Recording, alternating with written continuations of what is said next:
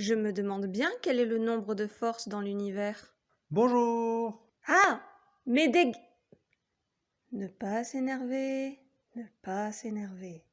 Les questions que personne se pose. Aujourd'hui, je vais répondre à la question combien y a-t-il de forces fondamentales? Mais avant cela, il faut que je définisse ce qu'est une force fondamentale.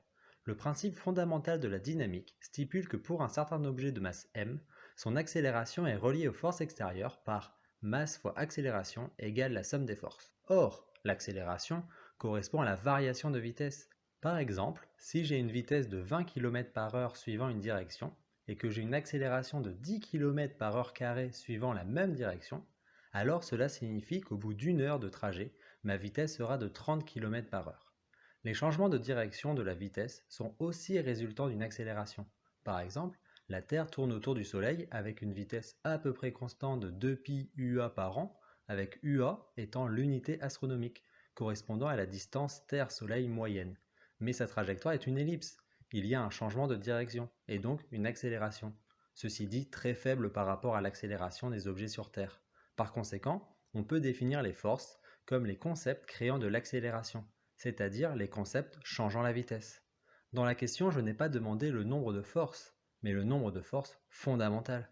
Ceci étant parce qu'il existe des forces non fondamentales, c'est-à-dire qui ne sont physiquement pas des forces, mais uniquement dues au référentiel.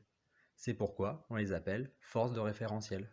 Ma psy m'a bien expliqué que vous n'existez pas, donc je vais prendre ma respiration tranquillement et vous allez disparaître.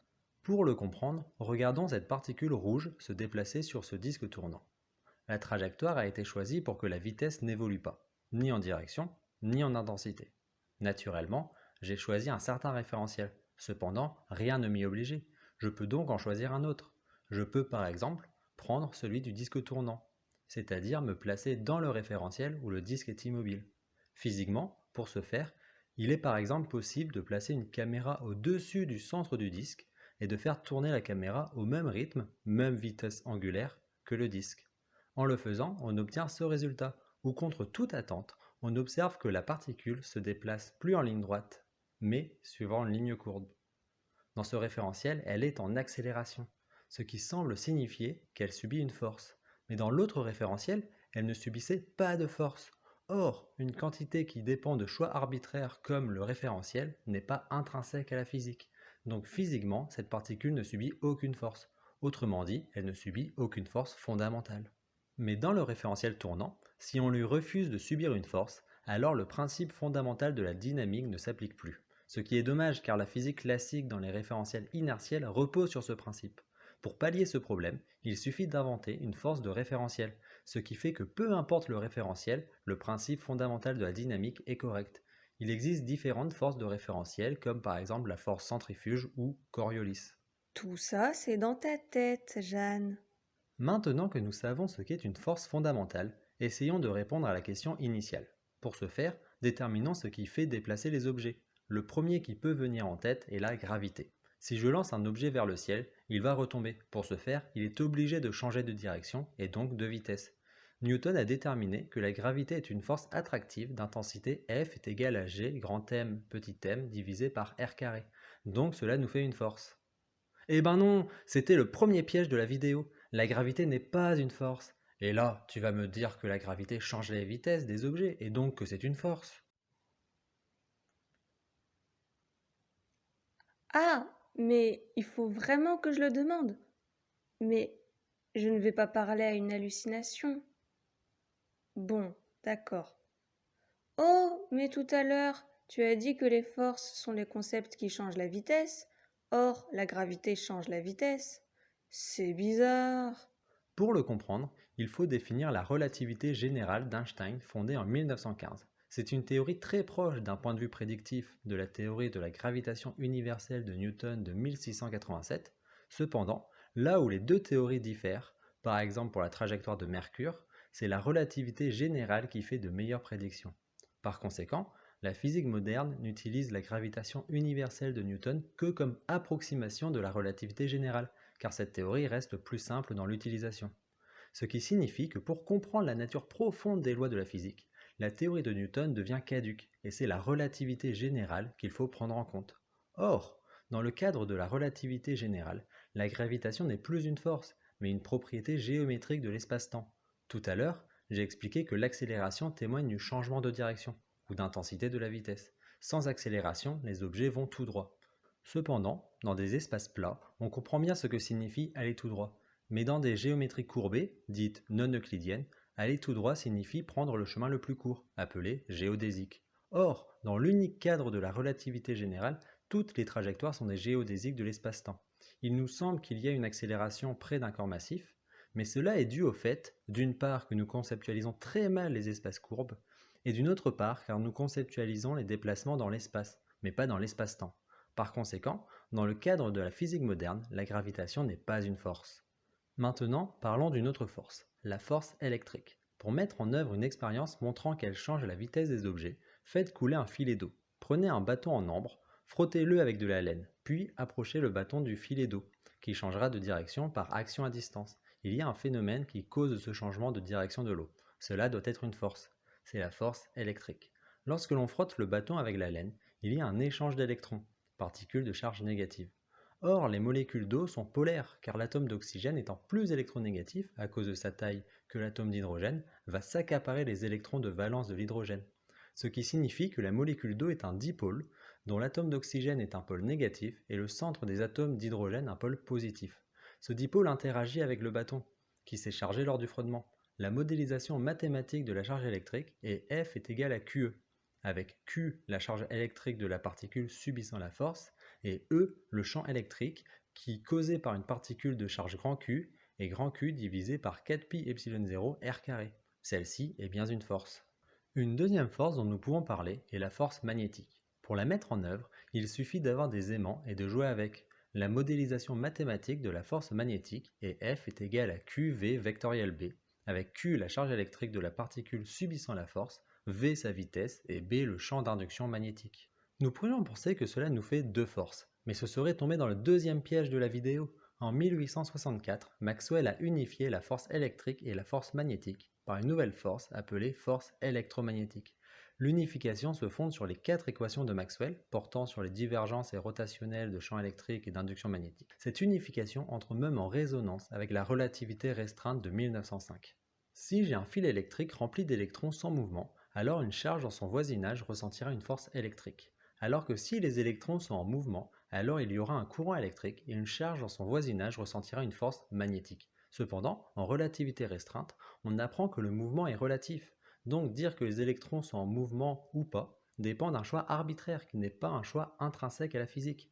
Par conséquent, en changeant uniquement de référentiel, je peux transformer une force électrique en magnétique et vice-versa. Ce qui signifie que les forces électriques et magnétiques ne sont que deux faces d'une même médaille. Ensemble, ils ne forment qu'une seule force, la force électromagnétique, qui est aussi appelée force de Lorentz. F est égal à QE plus QV vectoriel B.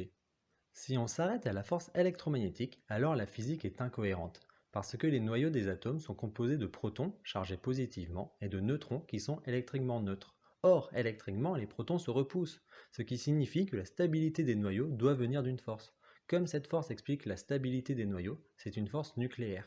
Et comme elle est de grande intensité par rapport à l'électromagnétisme, pour expliquer la grande stabilité, on l'appelle force nucléaire forte. Si la question du nombre de forces fondamentales t'intéresse, tu as déjà dû entendre parler de la force nucléaire faible. Mais avant de la définir, il va falloir parler du modèle standard des particules. C'est une théorie née à partir de l'application de la relativité restreinte à la mécanique quantique. Cette théorie est une théorie de jauge, c'est-à-dire basée sur des symétries. Le groupe de symétrie du modèle standard est SU3 couleur, croix SU2 left, croix U1 hypercharge. Avant d'expliquer ce groupe en particulier, je vais expliquer ce qu'est un groupe de symétrie dans un cas beaucoup plus simple qui est celui du triangle équilatéral. Il existe certaines transformations laissant la figure inchangée. Par exemple, si on tourne de 60 degrés dans un sens ou dans l'autre, sinon il existe 3 symétries axiales par rapport au droit des différentes couleurs sur la figure. L'ensemble de toutes ces transformations forme ce que les mathématiciens appellent un groupe, car il respecte certaines propriétés non importantes ici. Revenons au groupe de symétrie SU3 couleur, croix SU2 left, croix U1 hypercharge. De la même manière que pour le triangle, appliquer un élément de ce groupe à des particules ne change rien. Le monde physique est le même. Le groupe SO2 est le groupe des rotations dans le plan. Par exemple, le groupe de symétrie du cercle est SO2. Le groupe SO3 est le groupe de rotation dans l'espace à 3 dimensions. En généralisant, le groupe SON est le groupe de rotation dans un espace de dimension n. Les groupes SUN sont similaires, mais au lieu d'avoir des éléments avec des nombres réels, ils sont définis par des nombres complexes. On peut donc les voir comme des groupes de rotation dans des espaces complexes de dimension n, ce qui fait des espaces réels de dimension 2n. De plus, U1 est isomorphe à SO2, mais écrit avec des nombres complexes de manière plus simple. Le produit entre les éléments n'est pas une multiplication de nombres, c'est un produit cartésien. Cela signifie que les particules sont définies par un triplet d'éléments, tels que le premier a comme groupe de symétrie SU3 couleur, le deuxième SU2 left et le troisième U1 hypercharge. Il se trouve que le groupe de symétrie SU3 couleur correspond au groupe de symétrie de la chromodynamique quantique, qui est la théorie quantique de l'interaction nucléaire forte. Or, en utilisant le formalisme mathématique, on obtient que le groupe SU3 couleur prédit l'existence de 8 bosons de jauge que l'on appelle des gluons. Comme ils ont les mêmes propriétés, en général on fait comme s'il n'en existait qu'un. Les gluons sont les particules vectrices de la force nucléaire forte au niveau quantique. Les particules peuvent interagir à distance en s'échangeant des bosons de jauge, et c'est cet échange qui explique les variations de trajectoire. Pour le représenter, on dessine des diagrammes de Feynman permettant de calculer les observables, comme la section efficace lors d'interactions ou la durée de vie d'une particule. Pour comprendre les interactions qui semblent être à distance grâce aux bosons de jauge, on peut utiliser une analogie qui n'est évidemment pas parfaite, comme toute analogie, mais elle a le mérite d'aider à visualiser. Imaginons que deux personnes ont chacun leur barque et qu'ils se rapprochent. Si l'un d'eux a une lourde balle, alors il peut la jeter vers l'autre personne. Par conservation de la quantité de mouvement, sa barque va légèrement changer de direction, tout comme celle de son comparse dès qu'il reçoit la balle, de telle sorte qu'ils vont se rencontrer moins vite. Mais s'ils le font encore et encore, alors ils pourront se repousser sans subir une collision.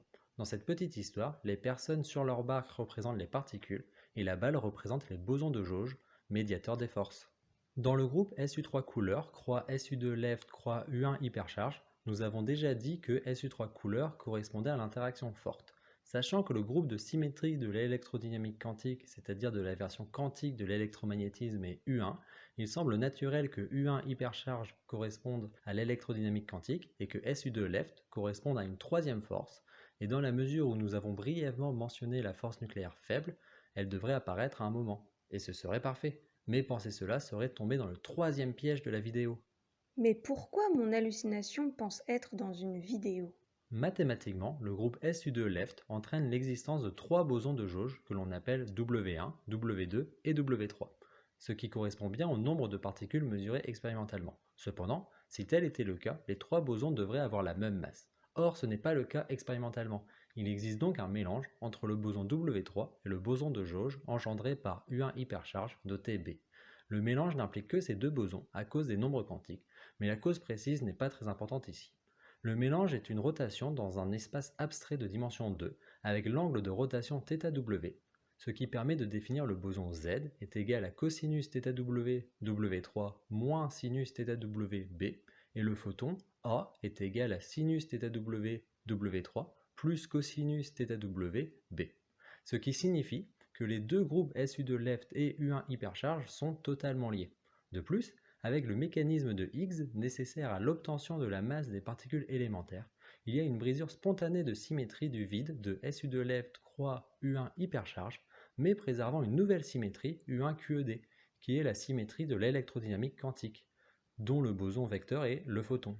Cette nouvelle symétrie implique que les particules physiques doivent avoir une charge électrique bien définie. Or, il se trouve que ce n'est pas le cas pour W1 et W2.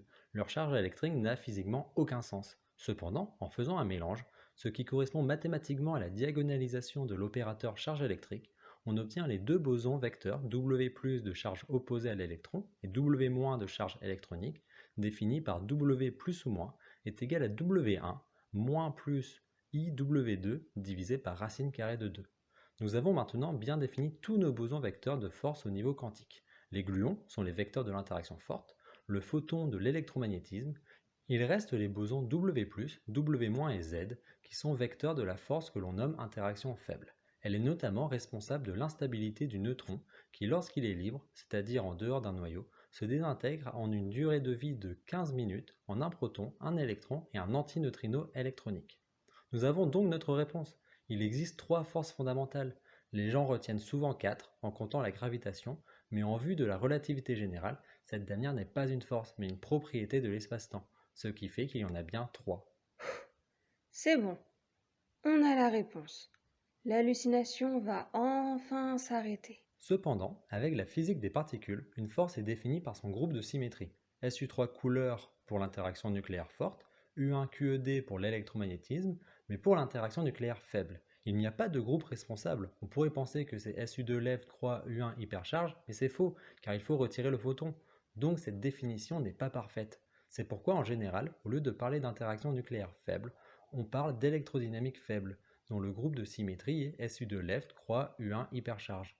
Mais parler en plus d'électrodynamique quantique serait redondant car le photon serait compté 2 fois. Et de plus, dissocier le photon du boson Z n'a pas beaucoup de sens car ils sont construits de manière similaire. Donc il est naturel de considérer qu'il existe 2 forces fondamentales qui sont au niveau quantique, la chromodynamique et l'électrodynamique faible. Par conséquent, nous n'aurions pas 3 forces, mais plutôt 2. Cependant, il faut faire attention à ne pas considérer que les modèles scientifiques actuels sont sans erreur ou approximation. Si la recherche continue, c'est parce qu'il existe encore beaucoup de choses à comprendre. Or, il existe des théories de grande unification qui consistent à chercher un groupe simple du type SUN ou SOK permettant de fonder le groupe de modèle standard SU3 couleur croix SU2 left croix U1 hypercharge à faible énergie, c'est-à-dire qu'il existerait d'autres bosons vecteurs, mais tellement lourds qu'à nos échelles d'énergie, ils ne contribueraient pas de manière significative. Cette recherche est fondée sur un objectif esthétique d'une part, mais pas seulement. Par exemple, le modèle standard est incapable d'expliquer que les particules élémentaires ont des charges électriques dont les valeurs sont en rapport rationnel.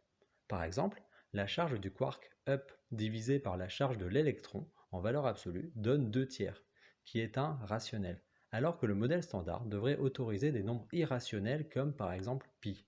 Or, avec un groupe de grande unification, les charges électriques sont quantifiées. Cependant, les théories de grande unification ne sont pas parfaites, car dans le modèle standard, le proton est stable, il ne peut pas se désintégrer, ce qui est en adéquation avec les mesures qui stipulent que sa durée de vie est supérieure à 10 puissance 32 ans, ce qui correspond à 10 puissance 22 fois l'âge de l'univers, un nombre colossal. Or, dans une théorie de grande unification, sa durée de vie n'est plus infinie, et la durée de vie estimée serait potentiellement en conflit avec l'expérience.